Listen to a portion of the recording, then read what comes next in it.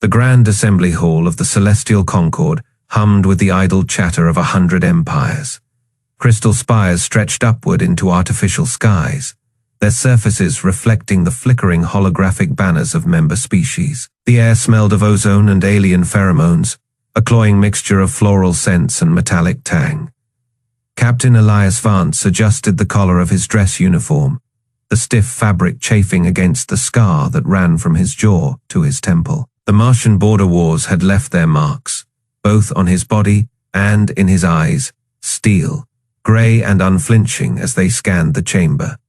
Around him, delegates lounged on floating thrones, their various limbs draped over armrests designed for species with more than 2 arms. A hologram flickered to life above the central dais, displaying Earth with a glowing red label, "Fragile world, handle with care."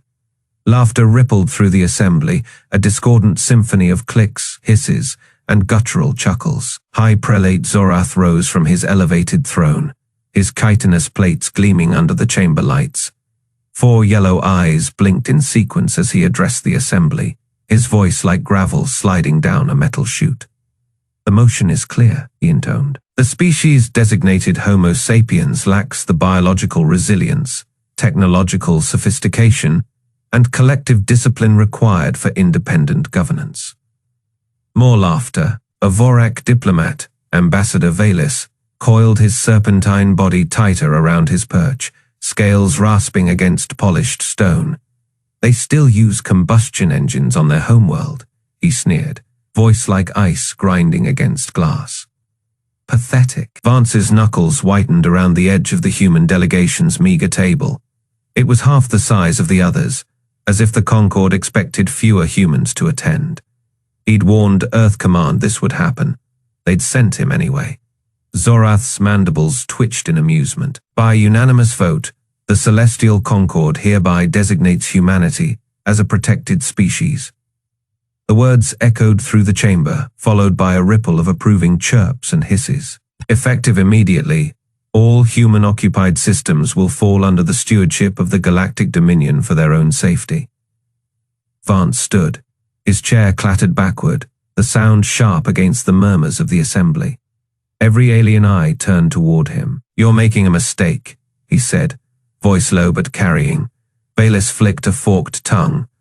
"Oh, does the softkin have something to say?" Vance ignored him, addressing Zorath directly. "You think we need your protection, that we're some backwater primitives?" He tapped the side of his head. "These scars aren't from stubbing my toe. They're from holding the line at Cerberus Station while your advanced fleet sat on their tails."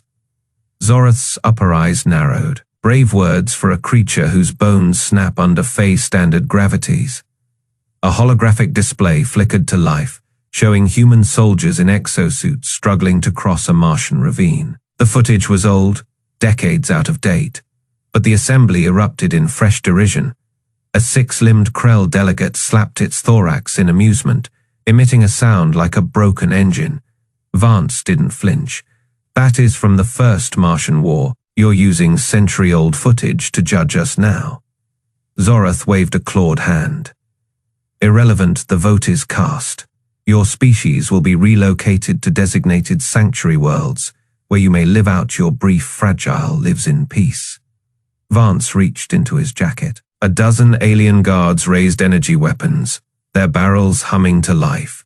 Slowly, deliberately, he withdrew a data chip. "Before you celebrate," he said, slotting it into the table's projector, "you should see what we've been building while you weren't looking." The hologram changed. Earth vanished, replaced by the skeletal frame of a warship, one that dwarfed even the Concord's flagship.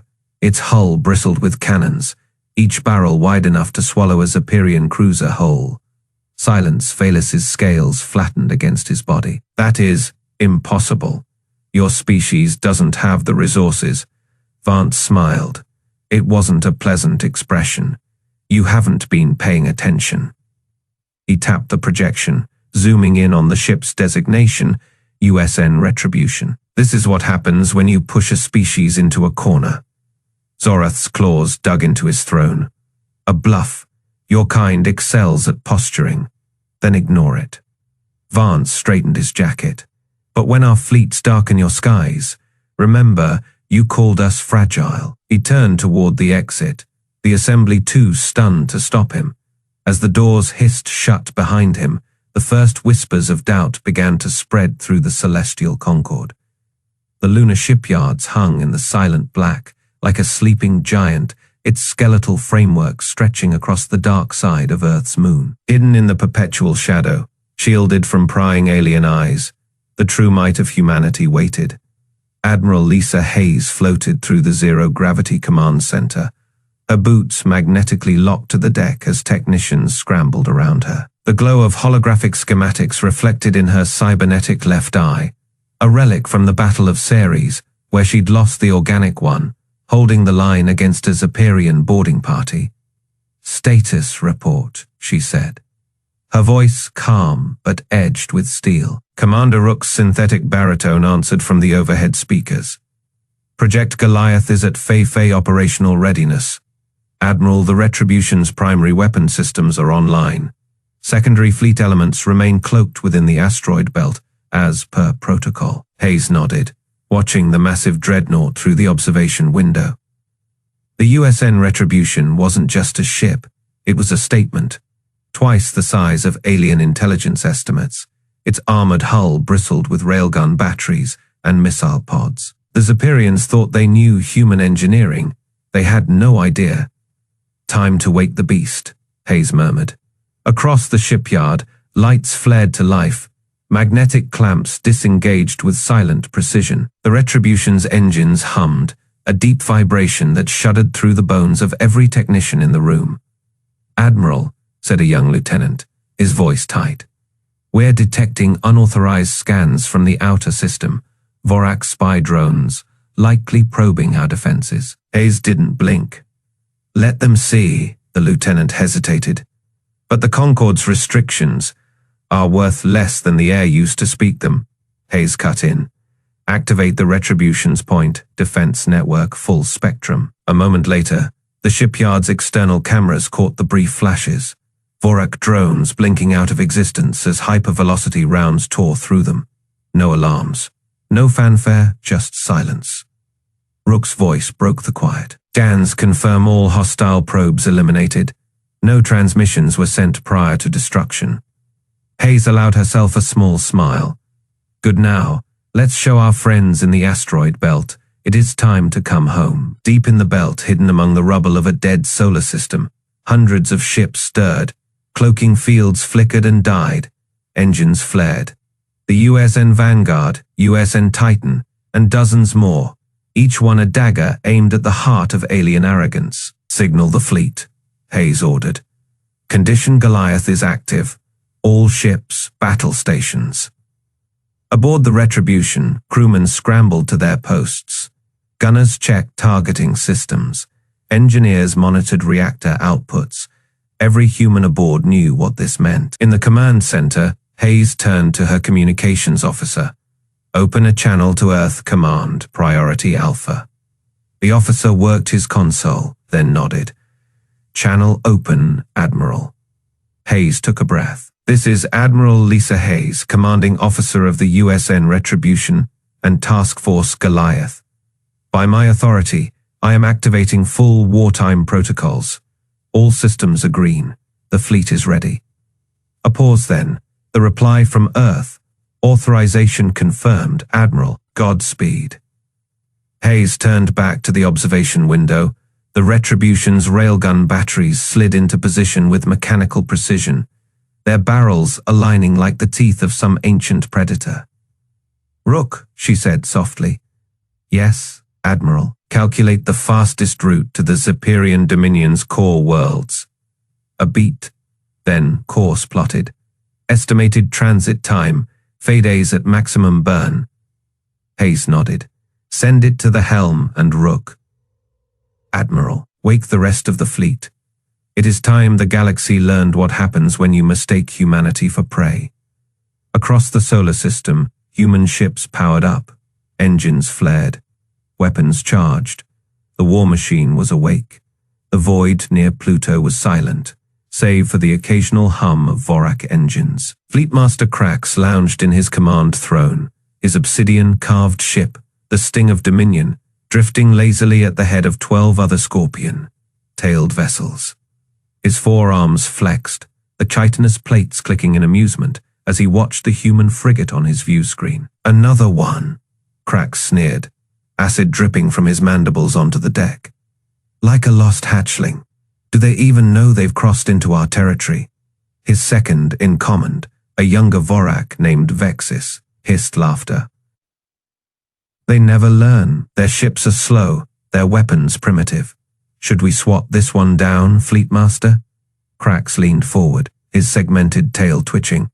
"No, let them squirm first, hail them." The comm crackled to life, Crax's voice oozing through the speakers of the USN Defiance. "Human vessel, you are trespassing in Vorak sovereign space. Power down your engines and prepare to be boarded." A pause, then a voice, calm and measured, replied. "Negative, Vorak vessel. This is Lieutenant Commander Sarah Hale of the United Earth Systems Navy. We are in neutral space per the Sirius Accord. Adjust your course." Crax's laughter echoed through the bridge. "Neutral space. The Sirius Accord is a scrap of paper. You humans cling to your rules like they mean something." He gestured to his weapons officer. "Lock plasma batteries. Let's remind them who controls this sector." On the Defiance, Hale didn't flinch. She turned to her tactical officer. They took the bait, signal the Sparrowhawk. Outside, hidden in the shadow of Pluto's largest moon, Lieutenant Jake Morrison grinned behind his oxygen mask. His fighter, the Sparrowhawk, was a sleek dart of blackened steel, its railgun humming softly. "About time," he muttered. "Sparrowhawk to Defiance. We're in position, ready to light 'em up." Hale nodded. "Execute." The Defiance suddenly banked hard, its engines flaring as it shot toward the asteroid belt. Crax snarled, "Running pathetic. All ships pursue. I want that hull cracked open."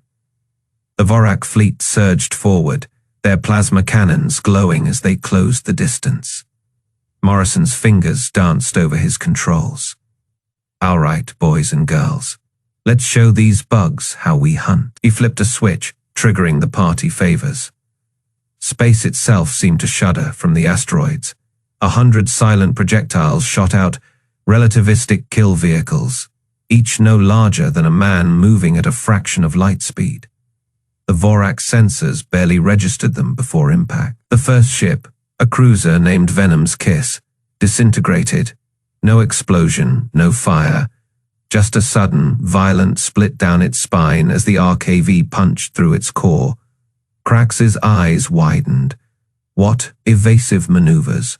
Now too late. The Sting of Dominion rocked as a kill vehicle clipped its starboard wing, shearing off half its engines. Alarms wailed, the deck tilting violently. Vexis screamed as acid from a ruptured conduit sprayed across his face. "Shields! Where are our shields?" Crax bellowed. "Gone, Fleetmaster. They bypassed them somehow." On the Defiance, Hale watched the carnage unfold. The Vorak ships were breaking apart like glass under a hammer, their formations collapsing into chaos. One frigate tried to turn, only to be bisected by another RKV, its halves spinning wildly into the dark. Morrison's voice crackled over the comm. "That is 6 down. Rest are scattering like roaches." Hale allowed herself a small smile. "Good. Let them run. Let them tell the others what happened here." Crax's ship was crippled, drifting. He clutched his throne, hissing in pain as a support beam pinned his leg. The view screen flickered, then resolved into the image of Hale. "You should have listened," she said quietly. Crax spat acid at the screen. You tricked us. This was a trap." Hale's smile vanished. "No, this was a message." She leaned closer. "Tell your Concord, tell your high prelates, humanity isn't asking for respect anymore." The screen went dark. Outside, the Sparrowhawk streaked past the wreckage, Morrison whooping as he rolled through the debris. His comm buzzed, a private channel from Hale. "Nice flying, Lieutenant. Morrison chuckled. Just warming up, Commander. They thought we were prey. He glanced at the retreating Vorak ships. Now they know better. The Defiance turned, its engines flaring as it headed back toward the inner system. Behind it, the shattered remains of the Vorak border fleet drifted silently, a graveyard of arrogance. Somewhere in the dark, a single Vorak distress beacon pulsed. No one answered. High Prelate Zorath's command center trembled as the first impacts rocked the planetary shield network. The Zephyrian overlord gripped the edges of his obsidian throne, all four eyes fixed on the holographic display showing the human fleet's approach. His chitinous plates rattled with barely contained fury. Impossible, Technocrat Evivra hissed, her delicate antennae twitching erratically as she studied the tactical readouts. Their weapons should be bouncing off our shields like pebbles. Zorath's mandibles clicked in agitation. Across the war room, Zephyrian officers scrambled between consoles, their normally precise movements reduced to panic jerks. The hologram flickered again, displaying the massive human dreadnought, UESN Retribution, moving into firing position. Divert all power to the Eastern Hemisphere shield generators, Zorath barked, and scramble every fighter we have. Outside the armored viewing dome, the sky above the Dominion capital burned an angry red as human kinetic rounds rained down. Each impact sent shockwaves through the command bunker's reinforced structure. Sergeant Ava cross-checked the seals on her powered armor one last time as the drop. Pod's countdown reached 0. The violent acceleration pressed her into the crash gel as the pod screamed through the Zephyrian atmosphere. Around her, 12 other armored figures sat motionless, veterans all, their visors reflecting the firelight of re-entry. 30 seconds. Lieutenant Chen's voice crackled in her helmet. Remember, we hit the shield generator complex first. Everything else is secondary. Ava tightened her grip on the plasma rifle between her knees. The weapon hummed softly, its power core synced to her armor's systems. Through the pod's external cameras, she watched the human fleet's railgun fire streak past, massive tungsten rods moving at relativistic speeds. The impact was deafening. Ava's pod slammed into the ground with enough force to crater the polished onyx plaza outside the main generator complex. Before the dust had even settled, her boots hit the ground, rifle already sweeping for targets. Zephyrian warriors scrambled to respond, their chitinous armor clicking as they raised energy weapons. Ava's HUD tagged them instantly, bright red outlines against the smoke-filled battlefield. Light them up, she ordered, squeezing the trigger. Plasma fire tore through the first wave of defenders, their organic armor offering no protection against the superheated projectiles. To her left, Private Kowalski laughed as his rotary cannon chewed through a squad of Zephyrian shock troops. Thought we were fragile? He shouted over the comms. Come get some. Inside the command center, Zorath watched in horror as the human ground forces advanced. The tactical display showed their drop, pods landing with surgical precision, each one disgorging squads of heavily armored soldiers who moved with terrifying coordination. High Prelate. Evivra screamed, her voice shrill with panic. The Eastern shield grid is failing. Zorath whirled to face the main display just in time to see the Retribution's primary weapon discharge. A beam of pure energy, wider than a city, lanced down from orbit, striking the weakened shield dome. For a single, terrifying second, the entire sky turned white. Then the shield generators exploded. The shockwave flattened buildings for kilometers around. Ava barely had time to brace before the concussion hit, her armor's stabilizers whining as they fought to keep her upright. Through the settling debris, she saw the remains of the Zephyrian defensive line, scattered, broken, and burning. All units, advance, she ordered. Stepping over the smoldering remains of a Zephyrian warrior. Generator complex is ours. Above them, the human fleet moved into position unchallenged. Without their shields, the Dominion's vaunted orbital defenses fell one by one to precise railgun strikes. Zorath staggered as another explosion rocked the command center. Half the holographic displays had gone dark, and the air stank of burning circuitry and fear, pheromones. His officers were in full retreat, some literally shedding pieces of their exoskeletons in their panic.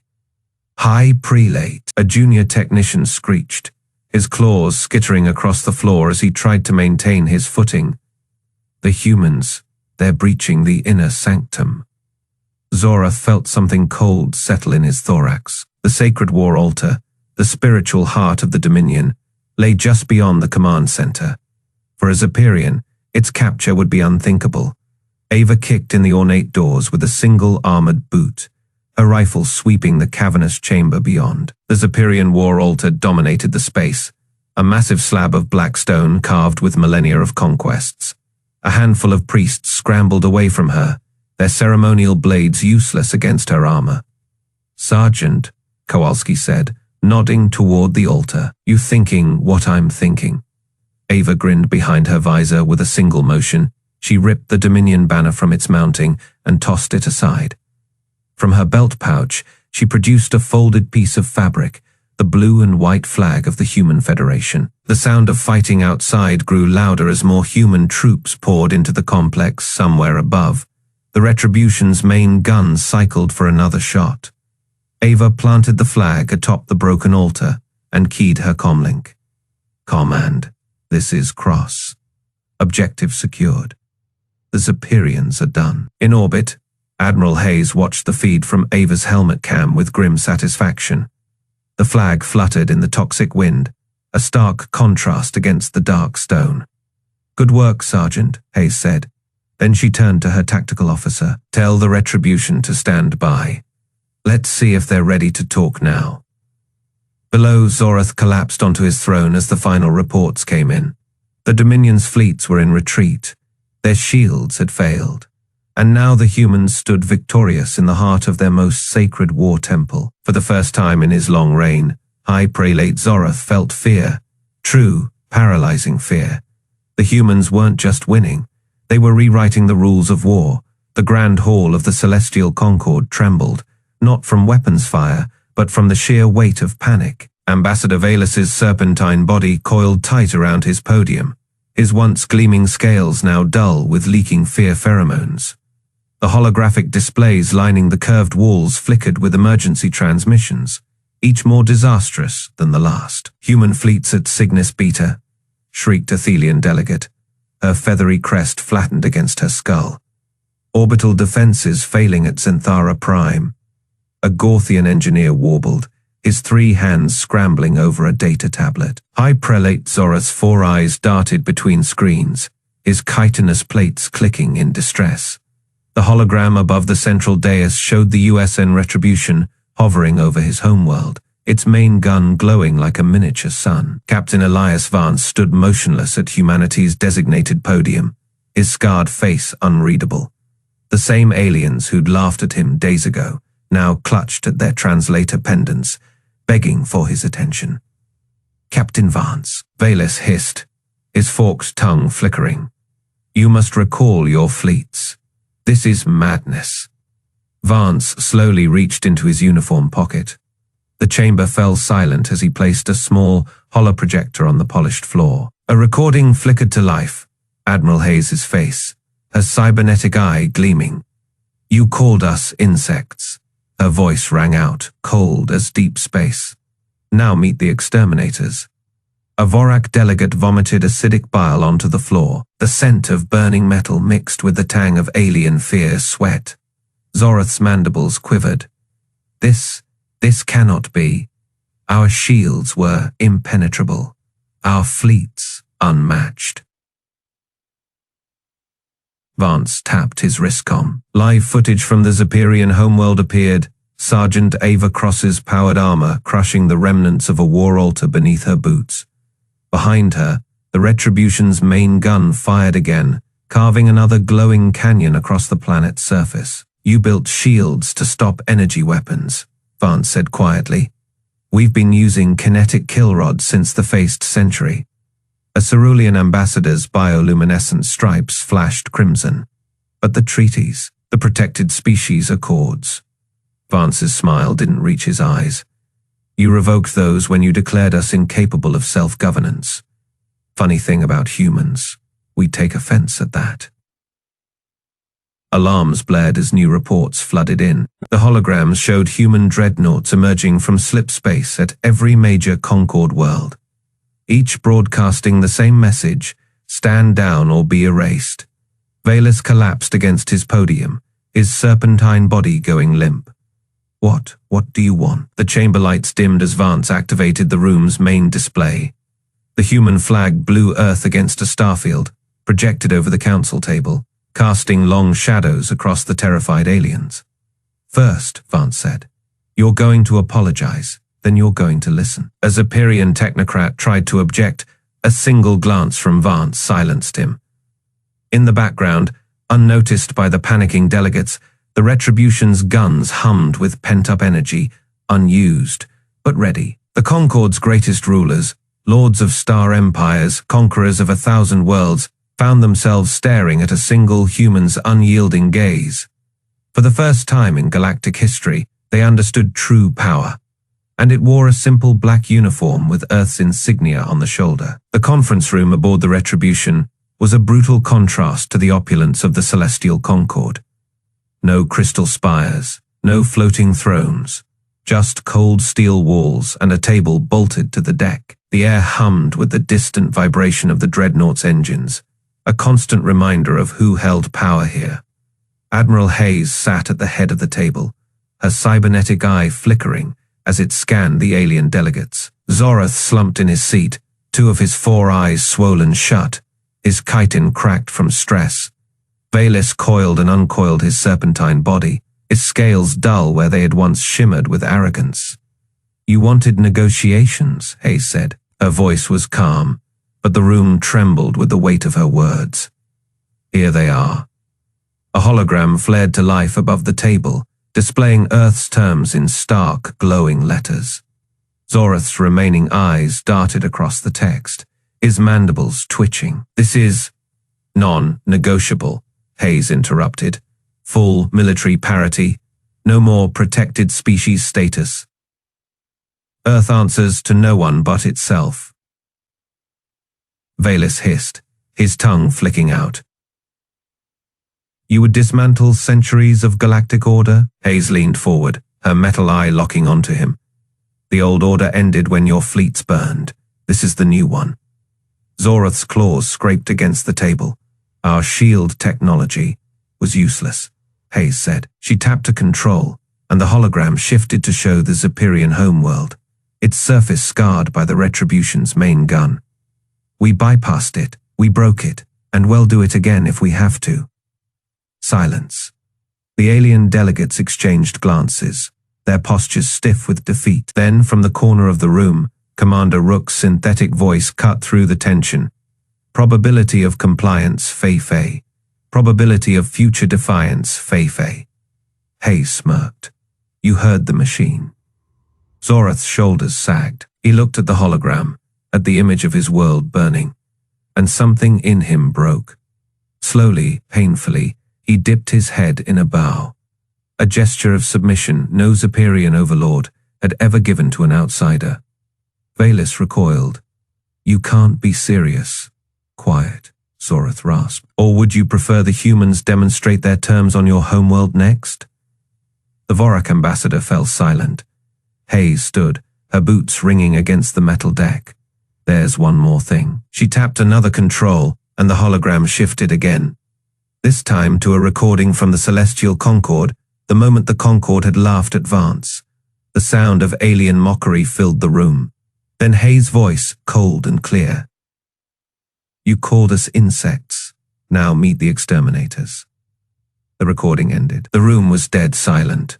An apology, Hayes said, from all of you to every human you ever underestimated. Zorath's mandibles trembled. For a moment, it seemed he might refuse. Then, with a sound like cracking chitin, he spoke. The Zephyrian Dominion apologizes. Valus hissed again, but after a moment, he too bowed his head. The Vorak regret our miscalculation. Hayes nodded. Good. She turned to leave, then paused at the door. Oh, and one last thing. She didn't look back as she spoke. The Retribution's guns are still armed, just in case you get any ideas. The door hissed shut behind her. In the silence that followed, Rook's voice was almost gentle. Recommendation: do not test her patience. Zorath stared at the table. His claws left deep gouges in the metal. Outside, the Retribution's engines thrummed, a low, relentless growl. The sound of a predator satisfied for now. The victory parade stretched from the United Earth Government headquarters all the way to the newly constructed Monument of Unity, where the banners of every species in the galactic Concord now flew beneath the human flag. The sky burned blue with the exhaust of 1,000 fighter jets in perfect formation, their sonic booms timed to the beat of marching drums. Captain Vance adjusted the Star of Terror medal on his chest as he walked down the avenue, flanked by Zephyrian honor guards whose chitinous armor had been polished to a mirror shine. Their spear tips, once aimed at human throats, now pointed skyward in salute. A Zephyrian child, no taller than Vance's knee, darted from the crowd. One of the guards tensed, but Vance knelt, letting the small alien press a glowing blue flower into his palm. The child's 4 eyes blinked up at him. For the hero, it lisped in broken standard. Vance's throat tightened. He'd seen those same eyes wide with terror when the Retribution's guns had lit up their sky. Now, they shone with something else. Hope, or maybe just the desperate relief of the spared. Admiral Hayes watched from the reviewing stand, her cybernetic eye whirring as it zoomed in on the Zephyrian delegation. High Prelate Zorath sat stiffly beside her, 2 of his eyes still swollen from stress, shedding. His remaining pair tracked the human war machines rolling past, titans of plasteel and railguns, their barrels cold but unmistakable in their promise. "You'll forgive me if I don't applaud," Zorath muttered, his mandibles clicking. Hayes sipped her coffee, unfazed. "Don't worry, well clap enough for both of us." Below Sergeant Ava cross-led a battalion of powered armor troops, their mechanical footsteps cracking the pavement in perfect sync.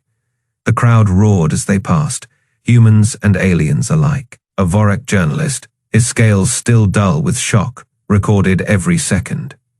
"How?" he hissed to his assistant. "How did they hide this strength?" The answer loomed overhead. The UESN Retribution hung in low orbit, its shadow drifting across the city like a silent judge. Aboard the dreadnought, Commander Rook monitored the celebrations through 1,000 feeds. His synthetic voice echoed through the empty war room. Probability of future defiance, Fei, a pause. Margin of error, acceptable. In the streets, Vance finally reached the monument. The crowd fell silent as he climbed the steps, the flower still glowing in his hand. The microphone amplified his exhale. 3 months ago, he began. The Concord called us fragile, said we needed protection. A ripple went through the alien delegates. Ambassador Valis coiled tighter around his perch, his ice chip, eyes darting to the skies. Vance didn't smile. "Today we protect you." The applause shook the city. Hayes watched as Zorath's claws dug into his armrests. "This isn't peace," the Zephyrian rasped.